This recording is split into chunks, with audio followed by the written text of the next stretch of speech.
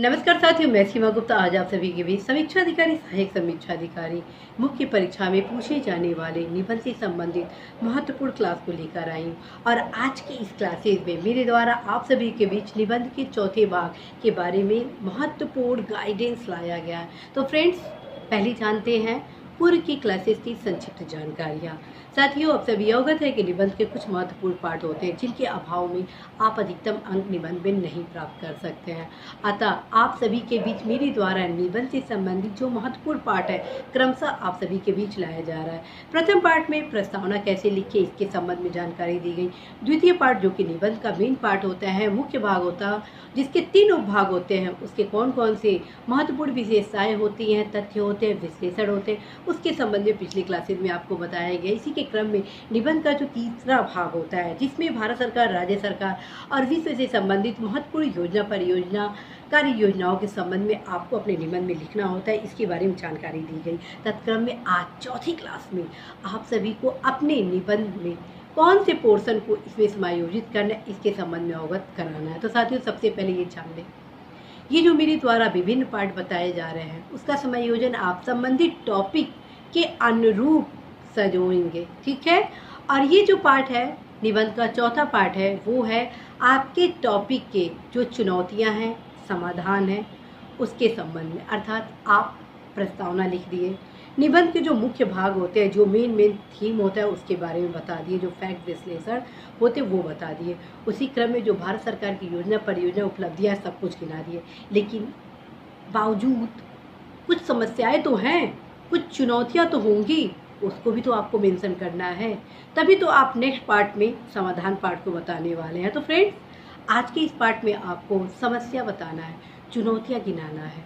और कैसे गिनाएंगे, क्योंकि आपके पास तो शब्द सीमा काफ़ी कम है, तो कम शब्द सीमा के बावजूद आप सारगर्भित तथ्यों के साथ विश्लेषण आयाम कर ले और अधिकतम अंक इस पार्ट में पाए, इसके संबंध में ही मेरे द्वारा बताया जाना है। फ्रेंड्स, कोई भी टॉपिक हो निबंध का, आप संबंधित टॉपिक की जितनी भी चुनौतियां हैं, समस्याएं हैं, उसको आप कॉमा के माध्यम से अवश्य लिखें, ठीक है।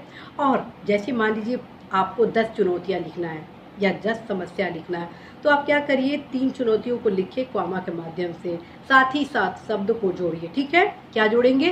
साथ ही साथ, फिर 3 चुनौतियों को लिखे, वहीं दूसरी तरफ फिर 4 चुनौतियों को लिखे, ठीक है। तो इस प्रकार से आप लगभग संबंधित टॉपिक के लगभग 10 से 12 समस्या, चुनौतियों को गिना दिए कॉमा के माध्यम से और शब्द जोड़ने के क्रम में। इस प्रकार से फ्रेंड्स, आप मैक्सिमम चुनौतियों को गिनाने के साथ कम शब्द सीमा में ज़्यादा विश्लेषण किए।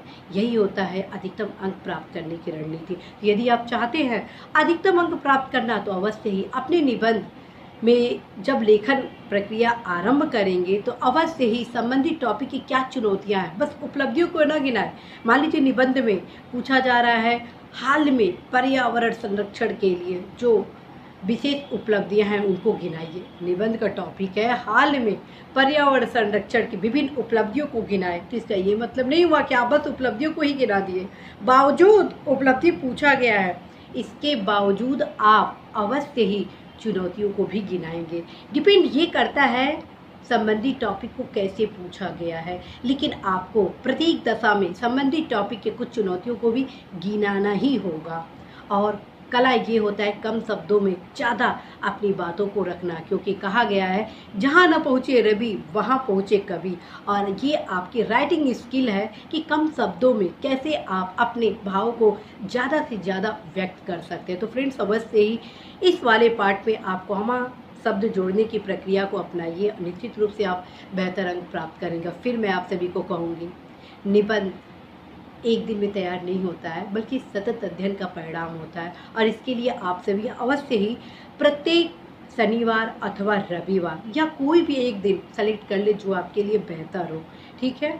आप क्या करें, 2 घंटा अवश्य निबंध के लिए समय निकालें सप्ताह में एक दिन।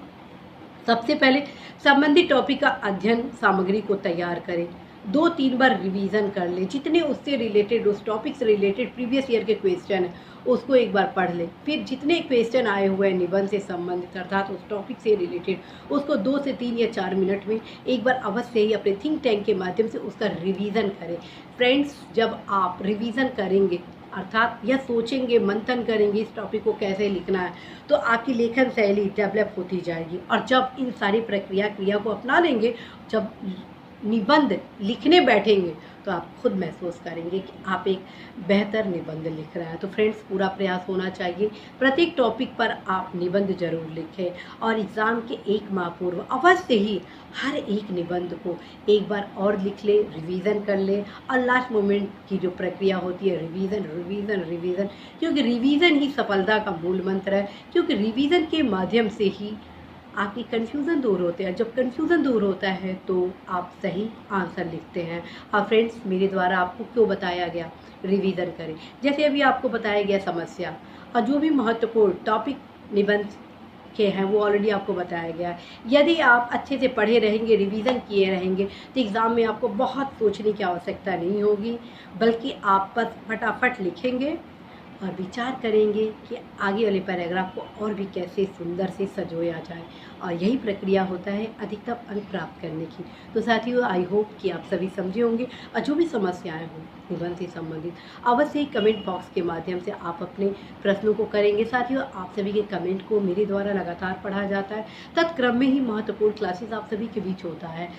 और इसी संदेश के साथ कि आप सभी अपने भीतर छिपे अपनी ऊर्जा को पहचानेंगे और अवश्य ही अपने लक्ष्य प्राप्ति के लिए पूर्ण परिश्रम के साथ, सही दिशा निर्देश में, सही अध्ययन सामग्री के सदुपयोग के साथ अवश्य आगे बढ़ेंगे। All the best.